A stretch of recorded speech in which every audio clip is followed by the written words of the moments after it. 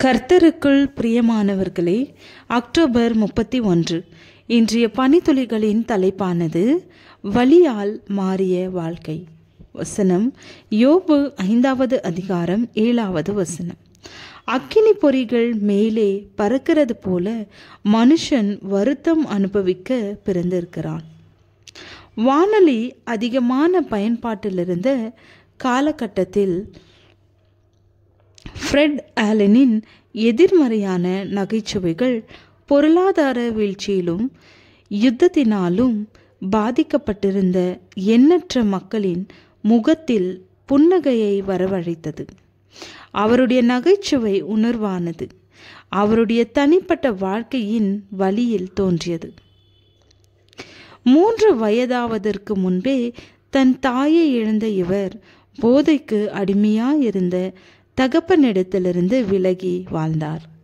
இவர் ஒரு முறை நியூயார்க் நகரத்தின் சாலை நெருக்கடியில் சிக்கிய இளைஞனை மீட்டு, என்ன ஆச்சு உனக்கு சிறுவனே, நீ வளர்ந்து பிரச்சனையை சந்திக்க விரும்பவில்லையா என்று கூறியுள்ளார். அது யோபுவின் வாழ்க்கைக்கு கச்சிதமாய் பொருந்தும். அவனுடைய ஆரம்பகால விசுவாசம் மனசோர்வுக்கு ஆளாக்கப்பட்ட போது அவனுடைய நண்பர்கள் அவனுடைய காயத்தில் அவமானத்தை கூட்டினார். உபதேசத்தின் அடிப்படையில் விவாதித்து அவனுடைய தவறை ஒத்துக்கொள்ளும்படிக்கும் பிரச்சனைகளின் மத்தியில் நகைக்கும்படியான பலத்தை பெற்றுக்கொள்ளவும் வலியுறுத்தினார். யோபுவின் தேற்றரவாளர்கள் தவறாயிருந்த போதிலும் அவர்களின் வார்த்தைகள் அர்த்தமுள்ளவைகள். அது போன்ற நண்பர்கள் இருந்தால் யாருக்கு எதிரிகள் தேவைப்படுவார் என்று அவர்கள் பின்னாட்களில் உதாரணமாக்கப்படுவார் என்பதை அவர்கள் அறியவில்லை. கர்த்தர் இந்த வார்த்தைகளை யோபோடு பேசின பின் கர்த்தர் தேமானியனான எலிபாசை நோக்கி, உன்மேலும் உன் 2 சிநேகிதர் மேலும் எனக்கு கோபம் மூழுகிறது. என் தாசனாகிய யோபு பேசினது போல் நீங்கள் என்னை குறித்து நிதானமாய் பேசவில்லை.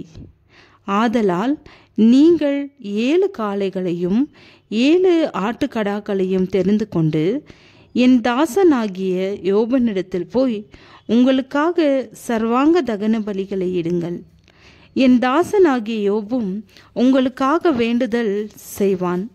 நான் அவன் முகத்தை பார்த்து உங்களை உங்கள் புத்தியீனத்துக்கு தக்கதாக நடத்தாதிருப்பேன். என் தாசனாகிய யோபு பேசினது போல நீங்கள் என்னை குறித்து நிதானமாய் பேசவில்லை என்றார். யோபு அவர்களின் மீட்பிற்காய் ஜெபிப்பான் என்றோ அல்லது தங்களுக்கு ஜெபம் தேவைப்படும் என்பதையோ கூட அவர்கள் எதிர்பார்த்திருக்க மாட்டார்கள். தவறான புரிதலுக்கு உட்பட்டு துன்பங்களை அனுபவித்து பெரிய மகிழ்ச்சியின்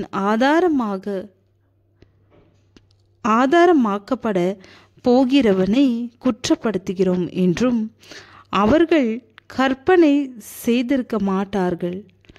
மற்றவர்களுடைய வலியை உணராமல் நீங்கள் எப்போதாவது காயப்படுத்தினதுண்டா? ஜெபம். தகப்பனே, குற்றம் சுமத்துகிறவனாய் இல்லாமல் கிறிஸ்துவின் ஆவியை தரித்தவனாய் வாழ உதவி செய்யும். ஆமேன்.